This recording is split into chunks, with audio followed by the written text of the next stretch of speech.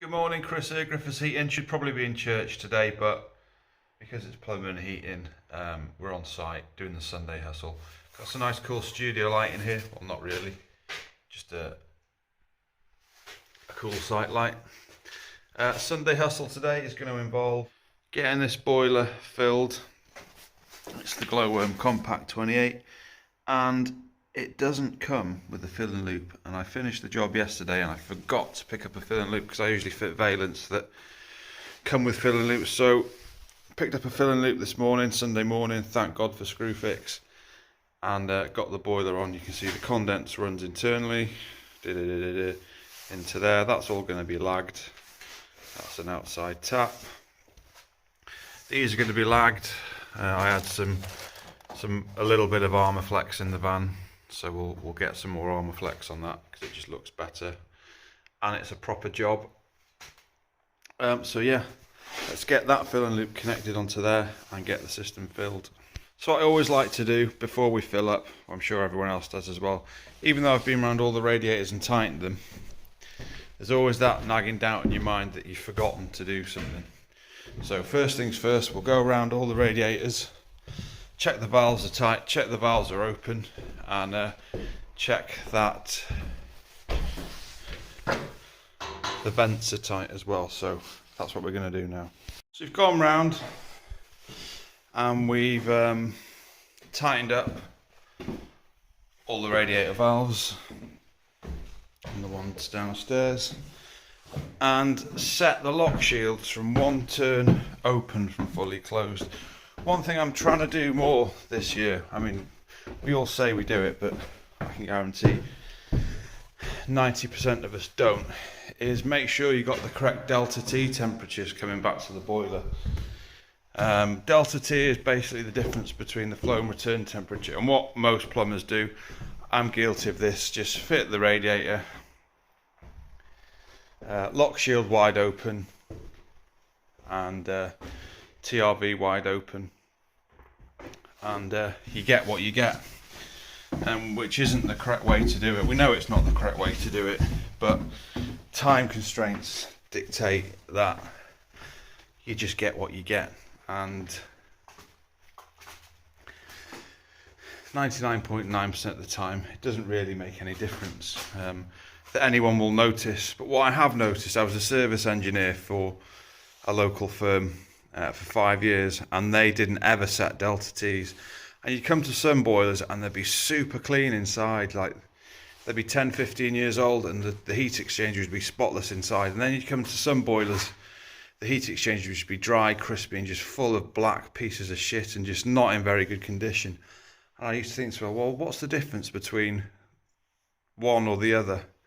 Well, the difference is the clean heat exchanger would have had correct delta T temperature set.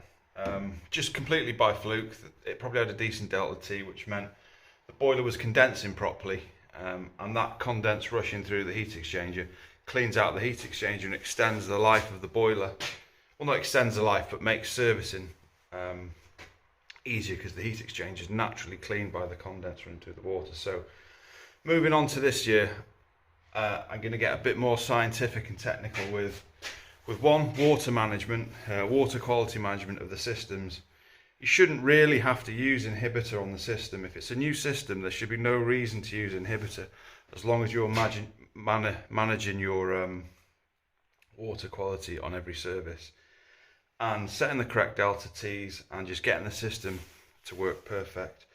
So it takes a bit longer, and there is a bit of a culture of a combi swap takes a day or less. A system conversion takes 3 days or less. To do the job properly, it's going to take longer than that. It's going to take you maybe an extra day to maybe a day and a half on a combi swap to make sure it's done properly. The water quality is perfect, the delta T's are all right, and the system's running like clockwork. So moving forward, that's how it's going to be done this year. So now for the scary bit, we get to turn the cold main on. This isn't my plumbing, we're turning on someone else's plumbing, so it's always a bit of a butthole clencher when you're turning on So that's our cold main coming through there. Tees off that way to the rest of the house. I've got 2 full bores up there to isolate the rest of the house.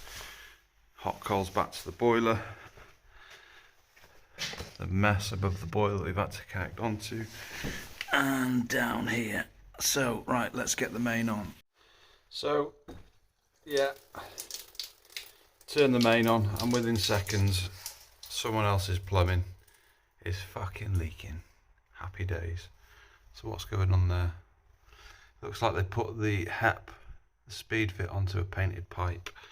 So I have to get that off, file it off, and try again. So what they've done, if you can see in there, they've pushed the fitting onto, rather than having that cut by a pipe slice, they've hacked through it with a hacksaw, not deburred it, then they've stuffed the HEP fitting on there, which has dislodged the O-ring. So obviously when you turn it on, it's going to piss out.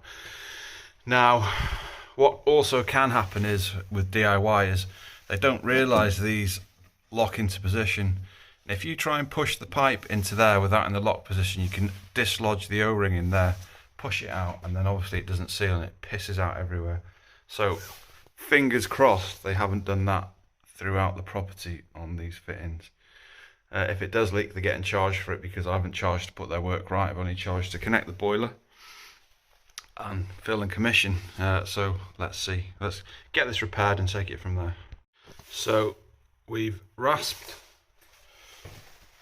well, not rasped, filed the copper pipe so there's no burrs on it, filed the paint off it, greased everything up with a bit of silicone grease, pushed it on, and the water is now on with a leaking gland there that needs tightening up. But yeah, our main to the boiler is now live.